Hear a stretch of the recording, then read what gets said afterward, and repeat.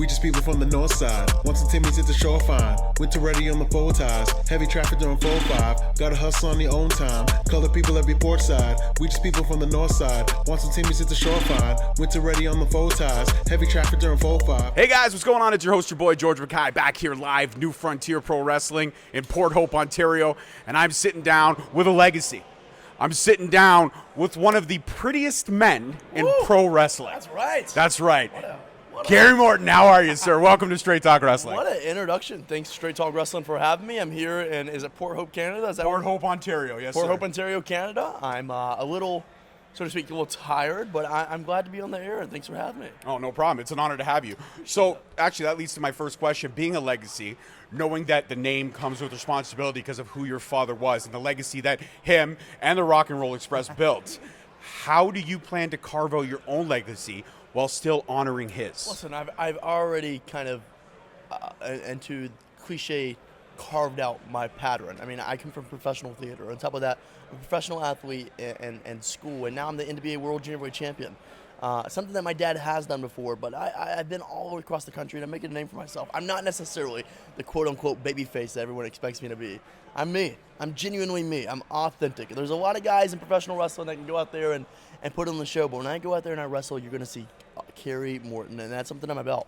So when you're saying carving out myself, it's not necessarily like, oh, I have to do this and I have to do that necessarily. It's about making myself happy, and that's what my father preaches to me in life. Kerry, you know what you're good at, you know what you're capable of doing. Go out there and do you to the best of your ability. You don't worry about pleasing me, like please yourself first. And that's something that I try to live by every day, because in this world, especially in the world of professional wrestling or entertainment and purposes, whether it be performing or not, it feels like as if you're always trying to please someone else, and you can never necessarily satisfy yourself. So that when it comes to me and the agenda of who I want to be in professional wrestling, it's just being authentic and genuine, and hopefully it reaches the audience. It absolutely does. Like when I saw you actually watch that match, you win Junior Heavyweight Championship, and it was incredible to see. And I enjoy the NWA product because I come from an old school wrestling lineage myself. My family wasn't in it, but I've been watching wrestling since probably before I came out. My dad was a huge wrestling fan. My grandfather was a huge wrestling fan. My mom's dad, which is my no-no, he was a crazy wrestling fan. Like, we're talking about Maple Leaf Gardens back in the day, one of the hallowed hollows of professional wrestling. Right, my language. And he would go there, and he would be in the front row smoking his cigarette, because back then you could smoke anywhere, smoking his cigarette, and he would be heckling guys like Andre the Giant. He would heckle Randy Savage. Hulk Hogan would come out, and he would be the only person in any arena to boo Hulk Hogan proudly. That was the lineage that was my mom's dad. I wish I could have had the chance to meet this person. Hey, trust me, he's watching right now, and he's got a big smile on his face, but he always loved tag team wrestling, and for me, I gravitated towards that. And that's why, the Rock and Roll Express, for me, they're up there. The Rockers' early matches are up there. I would even put some of the modern-day tag teams like FTR on my list. Absolutely. And I would even go as far as the Good Brothers. Even though the Good Brothers really hasn't translated too well into the shots that they've had in WWE, they've definitely translated the most in what they did over in New Japan and stuff like that. Now, being the NWA World Champion, or Junior World Champion, you want to defend that championship everywhere. Now, tonight you're defending it in Canada, and you're going up against Von Vertigo, one of Canada's best. Absolutely. I'm very well aware of Von Vertigo and what he's done, and necessarily I have defended the championship. We're talking Australia, Mexico, England, Canada, all across the United States. I've been everywhere for the NWA World Junior Heavyweight Championship and have made a name for myself. So now when, and people have told me now when they think of the NWA World Junior Heavyweight Championship, they think of Kerry Morton, which, as they should. I'm the epitome of professional wrestling. I'm the face of the National Wrestling Alliance, whether you like that or not. And I like it. Yeah, you should. Everyone should like it. Look at this guy. It's symmetrically perfect. It really is. What a compliment, genuinely. So, right now I'm given an opportunity to come here and wrestle for smaller independent promotions and bring that cliche belt and that prestigious belt, which is the 12 pounds of the NWA World Junior Heavyweight Championship. So, that's cool, and Von deserves a championship opportunity. I've watched him wrestle. I've seen what he's done. He's from here in Port Hope, so all his family and friends are going to be out there, and they're going to watch me beat his ass all over Port Hope in this little ice rink or whatever we're at, so to speak. And hopefully they'll understand what a legitimate professional wrestler, that a world-class wrestler looks like coming into a small town and doing what he does best, and that's delivering. I like that. Now, you mentioned the theater background. Let's talk about that for a Sure. second. I myself come from a theater background as well, which is why we can project so perfectly Very without so. without even trying. But when it comes to theater, what were some of the favorite productions that you were involved in, or what were some of your favorite, I guess, plays or musicals that you enjoyed growing up with? My goodness, the first one that comes to mind is Rocky Horror Picture Show, the musical necessarily. Such a fun show. That was something that always, when I have flashbacks to musical theater in my past career, I think of Rocky. I think of Tarzan, All Shook Up, Les Miserables. Phantom of the Opera. Yeah, Phantom of the Opera to a good extent. I'm all shook up at Elvis Presley inspired musical, which is beautiful. My favorite musical of all time has to be 13 the musical, which is it was taken back in 2009 on Broadway. It lasted for about 100 show run, which isn't a long time when you're thinking of Broadway, as they're doing continuously 8 shows usually a week. But genuinely one of my favorite all-time productions. It's just such a good music and just good story writing, and something that really comes to mind. I listen to it, and, every so often, every few weeks, I try to put it on the playlist just to kind of get a reminiscence of, man, what a fun musical this was to be a part of. So I love it. I'm very, very proud of my background. That's helped me so much in the squared circle, not only necessarily wrestling, but performing. Working with the crowd, getting on the microphone, not being afraid to speak my opinion, not be afraid to speak in front of all these people, because believe it or not, in professional wrestling, and this is something that's kind of hard to understand, and I'm going to break it on here, is a lot of these wrestlers that you see out in this wrestling ring, as they're in front of us, in front of this camera, a lot of these guys are introverts. Whether, they're not necessarily used to breaking their shadow of their wall, and right now they're enjoying themselves with the boys, and they're wrestling, they're practicing new maneuvers for the fans, but when they leave the squared circle and they leave this arena, they're very introverted, and I find people like that all the time. Even I can relate myself. When I go home, I like my alone time. So it's cool. It's really humbling to see these guys kind of come to life and that spark light up real quickly. It fires me up. Especially, I've been on the road for 3.5 weeks. I've been home but one day. So, and I should be like, oh, I'm tired, but genuinely I am tired, but I'm fortunate enough to get to do this for my career and get to see people like this and meet new faces and see their spark professional wrestling, because that's something deep inside me. It lights me up a little bit more. I'm like, oh man, Kerry, you gotta give me that extra edge tonight just because. It absolutely is that way for me. Like, for me, what I'm excited about tonight is that my nephews are coming down. That's They're beautiful. from BC, and they're coming to their very first pro wrestling show ever. Yes. And they're coming, and I was bigging you up to them all kinds. I was bringing up the stuff that they're going to see tonight. I mean, what a card to be a part of. They're going to see their first steel cage match, their first last standing match. They're going to see a belt with lineage and history being defended. And then it comes with all these great memories that are going to happen. So I got to ask you, when your dad was on the road, or when he was able to take you to shows when you were younger, what was one of your favorite memories back in the day, which probably might have been a catalyst to get you involved in this business? It was the car rides. The car rides going up and down the independent circuit. Mind you, my dad raised me on the indies. Whether he was making towns weekend after weekend, that was his full-time job, was professional wrestling. And so that's how he made a living and put food on the table and put clothes on our back and a roof over our head. So I will forever owe independent wrestling my heart and my love. But the car rides, being in the car ride with Dennis Condrey and Bobby Eaton and my father and Dr. Tom Pritchard and Austin Idol, and just a few that come to mind, Chase Owens, Matt Signum, a lot of these independent guys familiar with Chase Owens, New Japan Pro Wrestling star. Matt Signum, one half of the Heat Sinkers, a really, really prestigious tag team in the South States.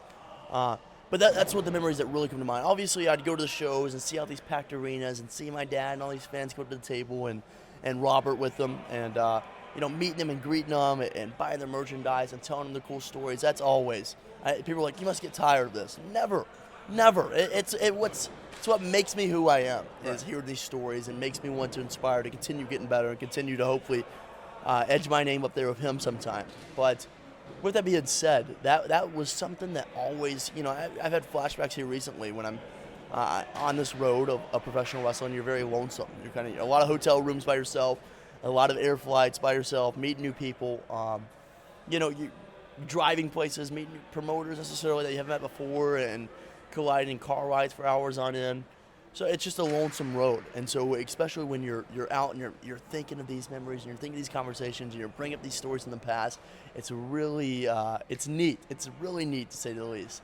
So I gotta owe it to, and that's me shifting into who I am now, I owe that a lot to like Bobby Eaton.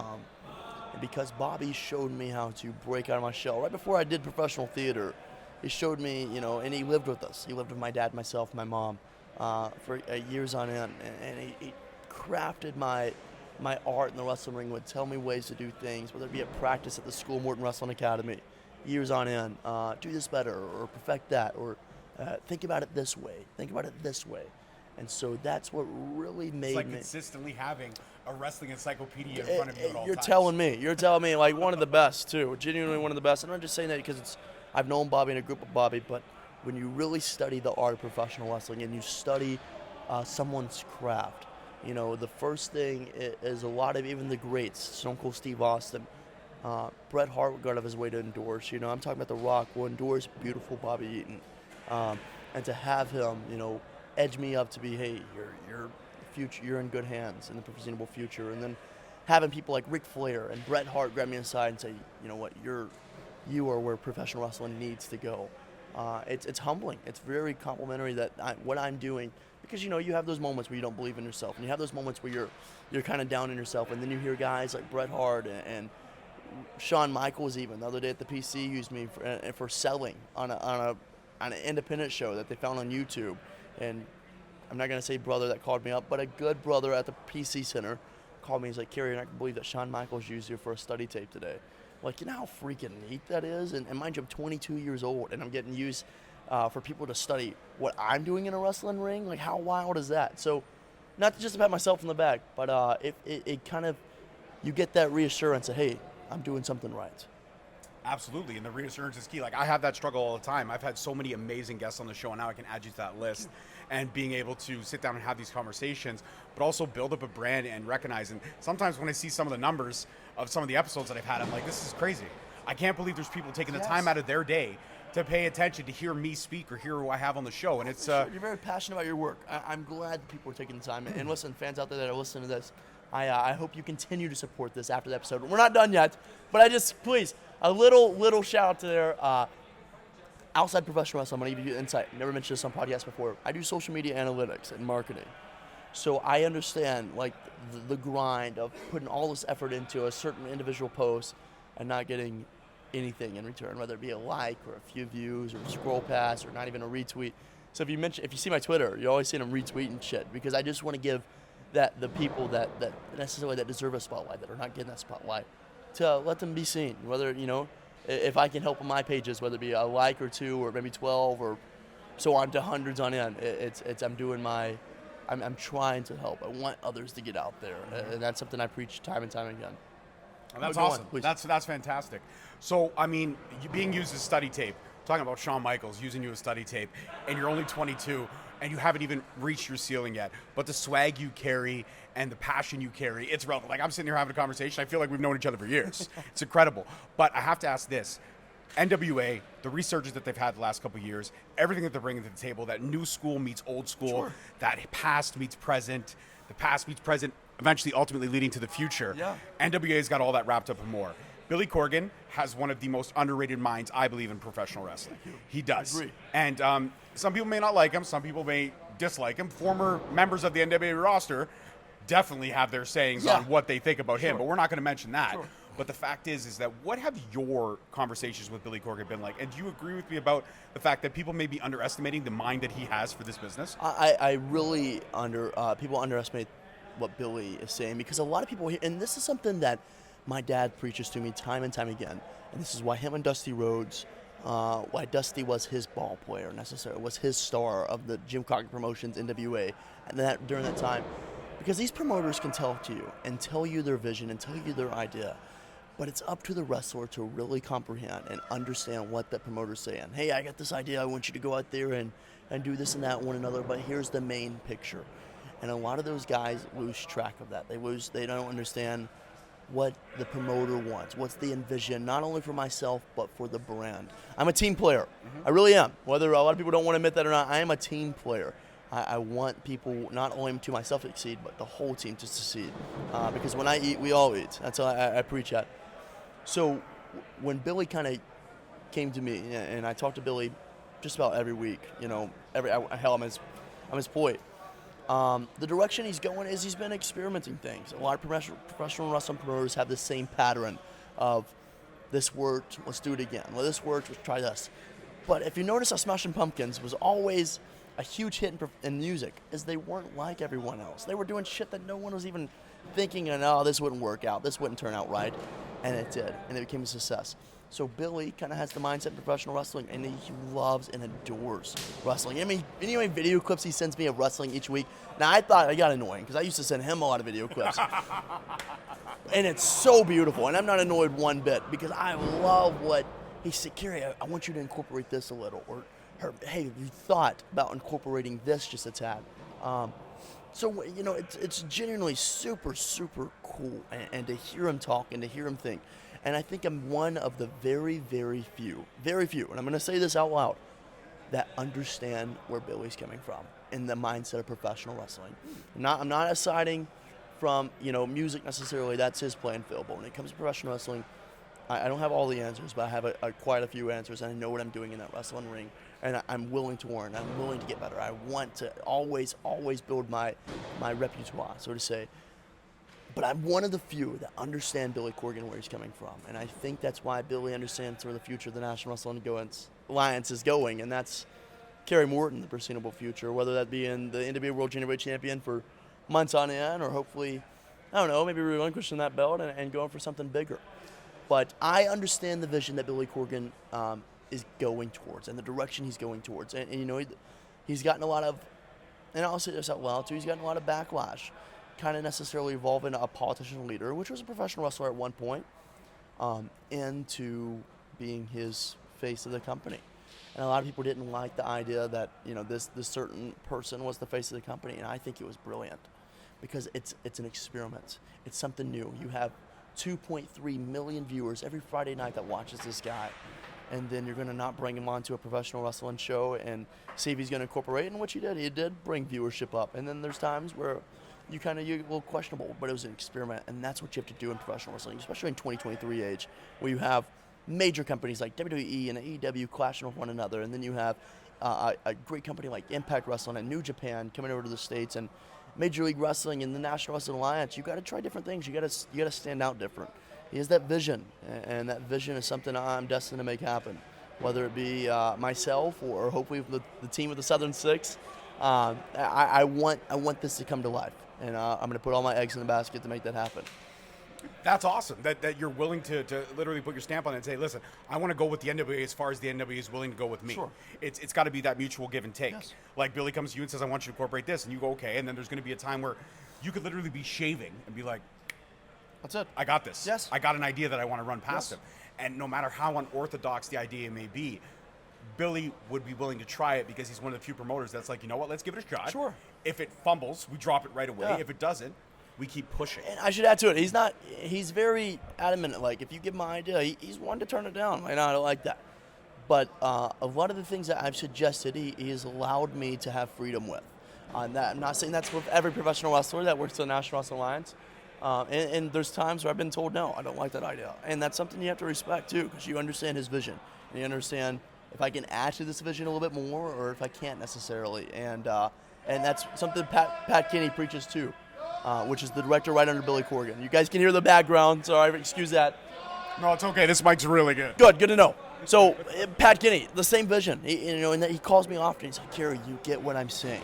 I appreciate you getting what I'm saying. And that's why I'm not afraid to ask questions and stand out and want to know what exactly he means, because it takes that. It takes that to be that leader in professional wrestling. And I'm 22, and hopefully within the next year I'm the NWA World Heavyweight Champion. And then I am the face of the company. And then I am everything that I said I was and a little bit more. I 100% think that's the journey. That's relatively where we're going to see Kerry Morton, and just because of the simple fact, like I said, I mentioned that swag, that confidence. It's not an arrogance, and I want to let people know that arrogance and confidence, two very different words, two very different pathways. You're not arrogant. You're confident and knowing your abilities. And the fact that you're only 22, and you already mentioned it, you don't have all the answers. No. You may know some of the answers, but you're not going to have them all. And I mean, I think in professional wrestling, if you stop questioning things or you stop trying to figure out those answers, why are you here? Sure. And that's the art of professional wrestling that a lot of people don't forget about, and it's hard to experiment, especially with these guys in the PC Center. that don't get the privilege to be on the independent circuit and not have to hustle and bust your ass for $50 a night or $75 a night and go starving for days on end and travel 8 hours in a car ride to wrestle in front of 13 people. Like, they don't understand that. And it's hard to, although you can tell them, like, I've been through this journey and this journey, they don't give a damn. So it's hard to kind of, like, we have a cool opportunity to get to do this and explore and try new things. And those guys don't. And they're kind of, they have to follow the scripts. And that's what I genuinely, look at LA Knight right now, if we're going to talk about instance. He followed a script, yes, but then he made LA Knight who LA Knight needed to be. You know, he took some risk. He set some lines in there that might not have been written for him. And that's what made him who he is right now, the most over guy in WWE, in my opinion. So that's something that I'm exploring. I'm trying different things. I want to know, hey, is this going to work? Is this going to get over?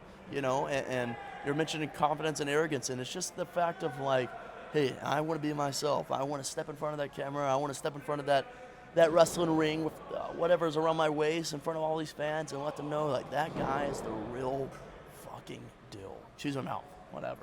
No, it's all good. Trust me. I swear. You want to talk swearing? You should see me watch a Red Sox game, okay? I'm a Red Sox fan, and I get frustrated all the time. Yes. Very much so. So when it comes to, I mean, your journey of professional wrestling, we already know what the goal is. You want to be the NWA World Heavyweight Champion. Absolutely. But right now, 22 years old, so much time in front of you. And I know your dad, just being the type of person he is, one of the pieces of advice he probably gave you is enjoy the small things. Enjoy every little second of this journey. Exactly. Can we expand on something like that? Oh, you're right on the money, right? Enjoy the small things, and that's something I often forget. I often forget to not enjoy the small things, and I'm too ahead at thinking what's in front of me. And here recently, you know, I kind of had an epiphany to a certain extent of, like, hey man, you're moving a little too fast. You're on top of your game. Slow down. You know, slow down. Go out there and watch the matches. Go out there and watch others. You know, enjoy this 8-hour car ride that you're about to be in with your father and you know, these other independent guys these other wrestlers I'm in the car with. Enjoy these conversations. You know, I was in the backstage of Tom Latimer the other day, and Tom, what a genuinely just a pound for pound, fantastic, phenomenal professional wrestler. Had him on the show. He's one of my favorite people. He's amazing. He's amazing. And we were just expanding on that, and along with EC3, and really locker room leaders in the National Wrestling Alliance, and just kind of preaching the same thing as we just thought, Kerry, just enjoy the small things. Like, you know, those things are going to come, but you can't really know what's going to be in the future. So you can get a glimpse and you get ideas, but nothing in this business, professional wrestling, is guaranteed. Nothing. Whether I stand here in the front of the camera and say, hey, I'm the champion right now, and maybe in 3 hours or less, then I lost that damn belt. Like, you know, I could be talking and expanding on the future, but that's not where this is going necessarily. As nothing is guaranteed. You get a phone call, you know, flip the script, promoters talk to someone that I didn't talk to, and then all of a sudden here's the game plan. So I'm enjoying this. I'm enjoying this ride. I'm enjoying this journey. I'm meeting these new faces and meeting these new guys. And, you know, that's something that the perk of professional wrestling is you come to these towns and you don't, like, it's very rare now that I go to shows and not know anyone. But, like, for instance, for this show, I didn't really know anyone that I was going to be a part of. And now I've got to meet these guys and clash with them and meet them on social media and see and hear their stories and they talk about their families. And it's just, it reminds me once again, enjoy the small things. Absolutely. I love that. And now we know each other. And we're like the best of friends. Damn right we are. We're absolutely right. amazing. We could be a tag team. He told me I'm going to go ahead and compass tickets for NWA 75 at the end of August. So I said, all right, I have to compass tickets. If he's going to be in St. Louis, then I compass tickets. There he is. Absolutely wonderful. My final question is that enjoying the small things, but kind of sometimes sitting back and being like, holy fuck, man, I'm the NWA Junior Heavyweight Champion. How do you balance that? You know, do you ever put the belt on the mirror in front of you at a hotel and just be like, fuck, that's mine right now? No, I haven't gone to that far extent. Now, I had a few women, so to speak, kind of hold the championship around their shoulders. Okay. No, I'm just messing with you, camera. All right, I'm being a heel now. I'm just messing with you. No, really, you know, it hasn't crossed my mind. It does cross time and time again, especially the night I beat Homicide, which was the notorious 187. One of the craziest wrestlers in the National Wrestling Alliance, and I would say in the independent circuit. Just, you never know what to. The world. I would say the world. You never know what to expect when you're wrestling Homicide, and for him to go out there and I don't think Homicide really has a game plan. No, not at all. He really doesn't. To be fair, I'll tell you another quick story. The match that I won the NBA Junior Heavyweight Championship, I did not know I was going to win that championship until I got in the wrestling ring. Shut up. No shit. Wow. No shit. I didn't talk to Homicide the whole day. Did not even chat with them. And although in professional wrestling, we're in a entertainment business, so you want to kind of put on a decent match, so to speak. But if you watch, I didn't talk with them. I tried looking for them around the venue, nowhere to be found. When I got in the wrestling ring is when I found out. 5 minutes into the match, as I was getting my ass kicked to Homicide, that I was going over and going to win the NWA World Junior Championship. No shit. That is a pure fact right now. So just to that is how everything is not necessarily guaranteed in wrestling. He probably didn't know.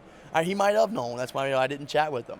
But to hear his blessing, to win the NWA Junior Heavyweight Championship, to go on to the likes of wrestling some of my childhood heroes, Chase Owens, which is once who my father trained, New Japan Pro Wrestling star.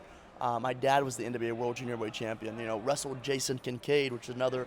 Matt Signum, Barrett Brown, which I just whooped his ass somewhere in Texas the other day. That was the champion before the Lighting One era. Well, not anymore, because I'm the champ. Whether you want to admit that or not, I'm the champ. So it's been cool. I'm living life right now to the fullest. I've defended the championship over 80-something times and been successful. I got pinned once here recently in a non-title match. I'm not ashamed of it. I was just off my game. A little too many tequila shots of the Southern Six, Silas Mason and Alex Taylor. The night before, it was a non-title match. I took it easy, and I got my ass beat. So I'm not really happy about that one. But right now, my winning record, my win and loss record is up there. I'm up there. I'm tag teaming with my dad. I'm with Robert Gibson. I'm doing the Rock and Roll Express farewell tour with them. I'm wrestling all these legends that I grew up with, whether it's watching ECW, wrestling Rob Van Dam and Shane Douglas, and then putting me over and allowing me to beat them in the middle of the ring. I mean, how cool is that, in all genuineness? So when it ties all together, I had this feeling about a week and a half ago. I was like, man, my boss, and I was listening to a Smashing Pumpkins song, not realizing it was like I'm listening to Smashing Pumpkins. I was a fan before I met Billy. And one of the songs come on, and it was Drowned, when he was my age, writing the song. And it was like, da, da, da, da, and it came on anyways, and I was like, whoa, this is my boss. I'm listening to his songs. Lars Fredrickson just texted me and said, hey, what's up, kid? I'm proud of you. I just listened to Rancid. And then he was like, I'm proud of what you're doing on the independent circuit. And just kind of a tie around of like, holy shit, this is a cool moment. What a reign. I pity who has to follow me in my reign. I hope they can do what I have been able to done during this time. And that's not just a pat on my back, but I hope and I envy them necessarily to say, like, I hope they can do more than me. Because I want people to succeed. I want people to do more than me. Whether I go to GCW or all over, and I see these guys, and it's been cool to be on the independent circuit, and people are saying, hey, man, that's good stuff that you're doing. But I genuinely, I envy people that have to do what I'm doing next, because I want them to do more than me. I want to be topped. I want to top myself in the foreseeable future. So really, just it's a cool moment. It's altogether a really cool moment to be like, hey, I've done this. Absolutely, and I think that's a fantastic way to end this conversation. Kerry Morton, NWA Junior Heavyweight Champion. Thank you so much for being a part of Straight Talk Wrestling. Thank you. If you could do me a favor, look in that camera, give me that Kerry Morton swagger, and tell everyone they should subscribe, because this was an amazing conversation. Well, I mean, you said it there. I say and subscribe. The NWA World Junior Heavyweight Champion, the epitome of professional wrestling, the future legend. They don't make them like this anymore. Kerry Morton is telling you right now to subscribe. To subscribe. Support an independent podcast at its finest. Support small businesses. Support whatever you want to support, but at the end of the day, have some fun doing it. Kerry Morton's out. Amazing. All right, guys, that's it for this one. Peace, love, and wrestling. We'll see you next week. Peace. Thank you so much for watching. Please don't forget to like, subscribe, comment, and turn on that notification bell so you get notified each time we post a video. Alternatively, you can check us out on all podcast platforms and hosted on Podbean. We are also available on the SNME Network. That's the Sunday Night Main Event Patreon. Please feel free to check us out there as well. And don't forget to follow us on all social media platforms at _Straight Talk on Twitter, at Straight Talk Wrestling on Instagram, Straight Talk Wrestling on Facebook, Straight Talk Wrestling on TikTok, and of course, you can check out all our merch at ProWrestlingTees.com. I don't need a nigga cosign. Without the liquor, you become a victim. You ain't never got a pole mine. I ain't messing with this generation. Fuck your gen, I ain't got